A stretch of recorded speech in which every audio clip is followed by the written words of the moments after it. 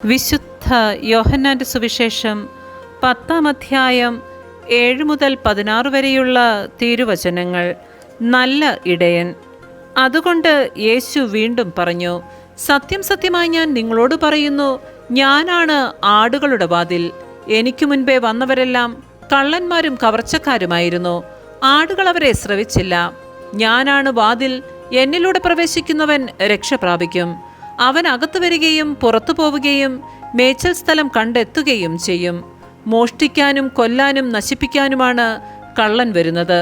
ഞാൻ വന്നിരിക്കുന്നത് അവർക്ക് ജീവനുണ്ടാകുവാനും അത് സമൃദ്ധമായി ഉണ്ടാകുവാനുമാണ്.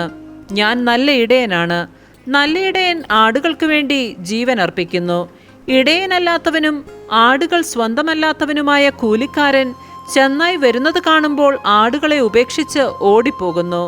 ചെന്നായി വന്ന് അവയെ പിടിക്കുകയും ചിതറിച്ചു കളയുകയും ചെയ്യുന്നു.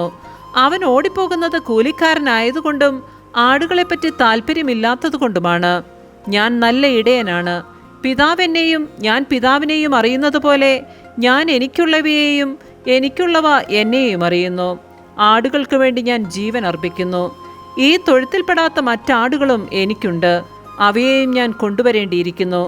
അവ എൻ്റെ സ്വരം ശ്രവിക്കും. അങ്ങനെ ഒരാട്ടിൻപറ്റവും ഒരിടയനുമാകും. നമ്മുടെ കർത്താവായ മിശിഹായ്ക്ക് സ്തുതി.